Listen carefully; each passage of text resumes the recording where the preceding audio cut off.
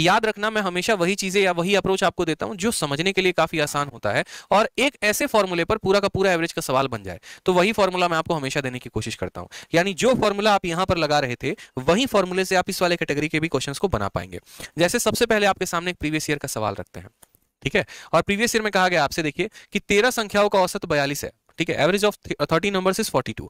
If a 14th number is included, यदि एक 14वां व्यक्ति हमारे साथ शामिल हो जाता है, एक नया नंबर शामिल हो जाता है, तो हमारा औसत 42 से बढ़कर कितना हो जाता है, 44 हो जाता है। बताओ 14th वाले नंबर की वैल्यू कितनी है, 14th वाले नंबर की वैल्यू कितनी है। यानी बोलोगे सर देखिए बात ऐसी है, नया वाला मेंबर बराबर पुराना वाला मेंबर प्लस इंक्रीज या डिक्रीज इंटू क्या हो जाएगा, तो इंक्रीज या डिक्रीज इंटू फाइनल मेंबर। यही पढ़ा था, तो बोलोगे हाँ सर यही पढ़ा था। बस आप यहां पर पहले आपके पास कितने लोग थे दोस्तों, आप बोलोगे सर 13 लोग थे, ठीक है।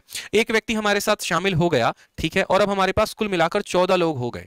और उसके शामिल होने के बाद पहले औसत 42 था, अब औसत 44 हो गया। यानी जाहिर सी बात औसत बढ़ गया है, कितने से बढ़ गया है, 2 से। तो बोलेंगे हमेशा नया वाला मेंबर बराबर पुराना औसत, यहां ओल्ड का मतलब हो गया पुराना औसत कितना था, ओल्ड एवरेज कितना था। तो ओल्ड एवरेज कितना था, तो बोलेंगे सर ओल्ड एवरेज हमारा यहां पर 42 था, ठीक। इंक्रीज कितने का हो गया, तो 42 से 44 का हो गया, यानी इंक्रीज हो गया हमारे 2 का। और एफएम का मतलब होता है फाइनल मेंबर, एफएम का मतलब होता है मेरे दोस्त फाइनल मेंबर।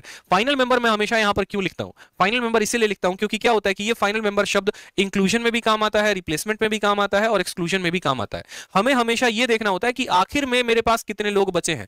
हो सकता है शुरू में मेरे पास 10 लोग थे, 2 छोड़कर चले जाए, यानी आखिर में सिर्फ 8 ही लोग बचे ना।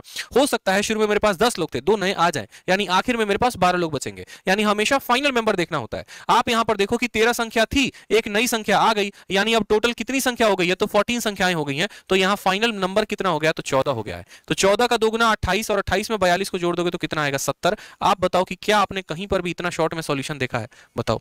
आप किसी भी किताब में, दुनिया के किसी भी किताब में एक लाइन में आंसर नहीं ला सकते हो, ये मैं आपको बता रहा हूं, आपने देखा ही नहीं होगा।